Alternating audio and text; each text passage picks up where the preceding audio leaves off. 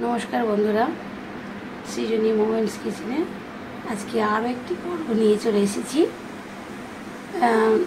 যারা প্রতিদিন একঘেয়েমি টিফিন খেয়ে একটু বিরক্ত তাদের জন্য আমি নিয়ে এসেছি চিড়ের পোলাও। তো বাড়িতে খুব সহজে এবং খুব টেস্টি এই রান্নাটা সবাই করতে পারবেন। তো তার জন্য আমি নিয়েছি 150 গ্রাম মতো চিড়ে, আর নিয়েছি 4টে আলু কুচিয়ে, নিয়েছি একটি বড় সাইজের পেঁয়াজ কুচিয়ে এবং 4টে কাঁচা লঙ্কা কুচিয়ে, নিয়েছি 2টো ডিম, আর নিয়েছি তেজপাতা, নিয়েছি এলাচ আর লবঙ্গ, আর তার সাথে নিয়েছি কয়েকটা কিশমিশ আর একটা টমেটো কেচাপ।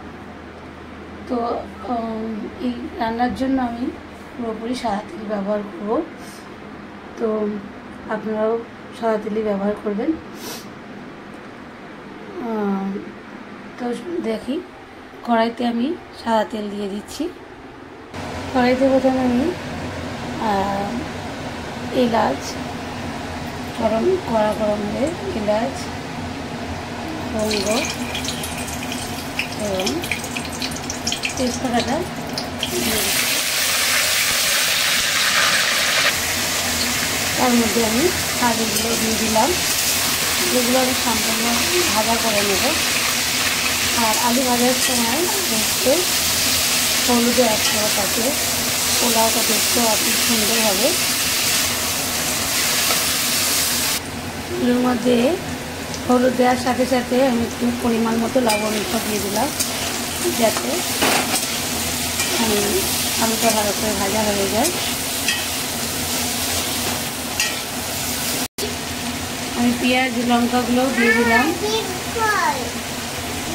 আলুটা আমি ততক্ষণ পর্যন্ত ভাজবো যতক্ষণ আলুগুলো কড়াকড়ি ভাজা না হয় আর পেঁয়াজগুলো সম্পূর্ণ ভাজা না হয়। তো এইভাবে দেখুন হলুদ দেওয়ার ফলে কি সুন্দর কালার হয়েছে। তো এরপর আমি এর মধ্যে ডিমটা দিয়ে দেবো, যাতে ডিমটাও এর সাথে ভাজা হয়ে যায়। অবশ্য তখন দেবো ডিমটা যখন আলুগুলো একদম কড়মড়ে বেশ ভাজা হয়ে গেছে। তখন ডিমটাকে আমি কেটে রেখেছি এমনি, তো চামচ দিয়ে এর ওপর আমি দেখুন আলুটা আমার ভাজাভাজি হয়ে এসছে, সেটাও হয়ে গেছে। তো এর ওপরে আমি ডিমটাও দিয়ে দেবো। ডিমটা আমি দিয়ে দিয়েছি, দিয়ে এভাবে ভাজা করে নিচ্ছি। ডিমটা ভাজাভাজি হয়ে যাওয়াতে হয়ে গেছে ডিমটা ভাজা। তো আমি এর মধ্যে একটা কেচাপ দিয়ে দিয়েছি, যাতে টেস্টটা আরও বেশি সুন্দর হয়।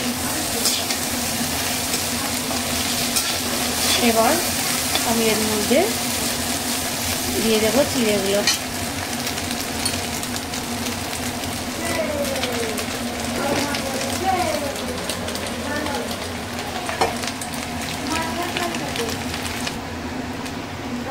আমি এইভাবে ভেজে নিচ্ছি, আর এর মধ্যে দিয়ে দিয়েছি হচ্ছে কিশমিশগুলোও দিয়ে দিয়েছি। দেখুন এবার ধিমে আছে, এটাকে হালকা হালকা করে ভেজে নিতে হবে। আর এটা সেটা নামানোর আগে একটু অল্প চিনি যোগ করবেন, যাতে স্বাদ আরও বেশি সুন্দর হয়। তো এইভাবে আপনারা সকালের টিফিন বা সন্ধ্যেবেলার টিফিন আপনারা বানিয়ে খাবেন, এবার খেয়ে বলবেন কেমন লাগছে। তো যদি মনে করেন নিরামিষ খাবেন তাহলে ডিমটা আর পেঁয়াজটা একটু অ্যাভয়েড করবেন, আর বাদ বাকি সব কিছুই আপনি দিতে পারেন।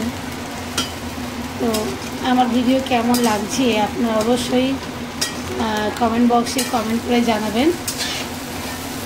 দেখুন এটা খেতে অপূর্ব লাগে, আমার হয়ে এসছে একদম প্রায়। তো সকালের টিফিন এবং সন্ধেবেলারও টিফিন আপনারা এইভাবে বানিয়ে খাবেন, খুবই স্বাদের হয় আর খেতে খুব ভালো লাগে, আর খুব কম সময়ের মধ্যে এটা তৈরি হয়ে যায়। তো আবার পরবর্তী ভিডিওতে আপনাদের সঙ্গে দেখা হবে। আমার রান্নাটা একদমই কমপ্লিট হয়ে গেছে।